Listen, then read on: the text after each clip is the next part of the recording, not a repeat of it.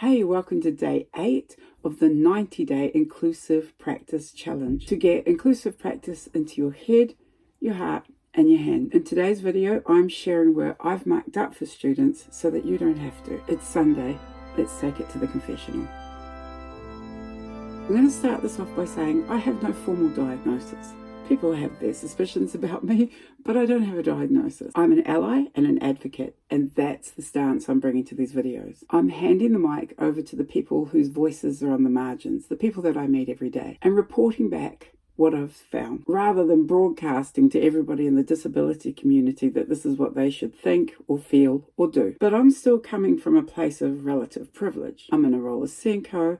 I appear to be white. I'm older than the kids. I have my own office, for goodness sake. Well, I share the office, but I have an office. So I'm going to have my spin on stuff. And it can look like that my spin is the right spin. You know what can keep you in check when you're in a position of power? Always getting voices from the pools of knowledge that are involved. So in New Zealand, we've been lucky to have research from Macfarlane, and they've presented us with a model of tika, which is the research-based information, the pono, which is the practitioner information, and the aroha, which is the family values information. So this particular article is not behind a paywall, so have at it. I hope it keeps you centered and guides your interactions too. All right, let's get into the confessional, and I hope I may be absolved for my sins. I had a young man in my office and he was in tears.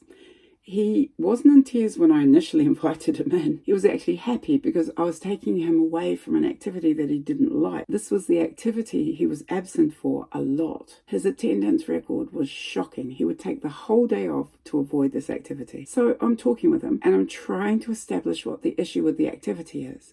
I'd already heard from a parent what they thought was going on, and I was getting the student's voice as well. Aroha. So he says he doesn't like the activity because it's too loud. So I jump in and I'm suggesting, oh well, ear protectors. And he's like, it doesn't work. I was about to suggest something else when I thought, hang on, this problem has been going on for a while. Let's pull out the problem-solving graphic organizer to help guide thinking on this. So I'm going to put it up. Feel free to take a screenshot of this and use it yourself. I've used it heaps to help out with internalizing like a problem-solving mindset. So we ran through this graphic organizer. What's the problem?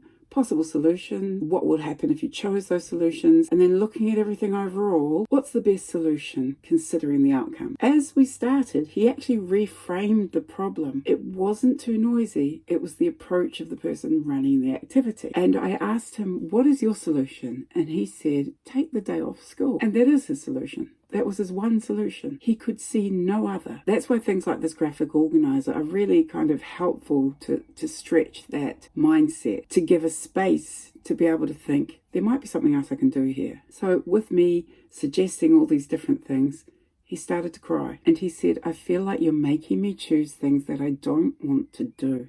I was. I stopped right there and I realized that how successful that this was going to be for him depended on my intention, coming at it from telling him what I think he should do based on the outcome I wanted and what would be most convenient for the school. And let's face it, from an ego position. Oh look, she's managed to get him to do something where millions have failed.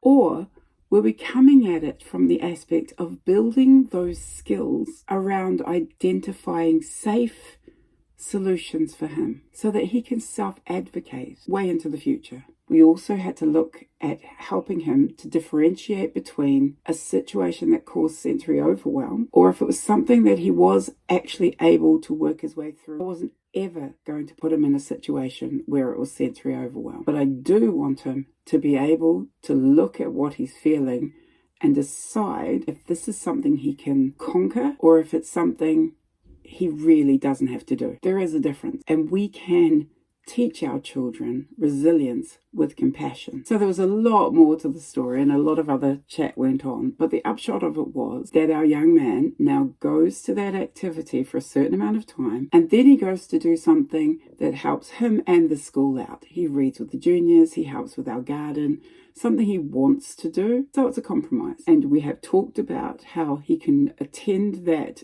session a little bit longer every single time, and he can unpack what is difficult about these situations and if these strategies he's using are beneficial to him and can be used in his future life. So that's story one. Wait for story two. I took a job at a school who said they were committed to inclusion. They were not. They had me separating the children. I could not abide. A lot of very other upsetting things happened there, which are unfortunately all too common, and they fuel the reasons that I'm so protective of our children, especially the very vulnerable non-speaking ones. So I contacted the union about this. They said there was nothing they could do. I felt so incredibly powerless for myself and for the children. I tried to chat about it for a few times, but it was too upsetting. Anyway, I've turned that impotence into fuel for these videos. I want you to be able to call out the things you see that are wrong. And I'm going to give you some advice right now so that you're able to do that effectively. And you can learn from the mistake I made. If you see something that you do not agree with, make a formal complaint at the workplace while you are still employed there, so that you then have legal redress and the union can step in and help you. May you never be told, basically like I was, wow, that really sucks, but there's nothing we can do about it. Are we good? Funny thing to say in a confessional video. I think we're good. Thank you for your continuing support and your feedback. It's going a really long way to restoring my faith, another good word for Sunday, that people do care about our children and that they want to do the best for them. See you on day 9.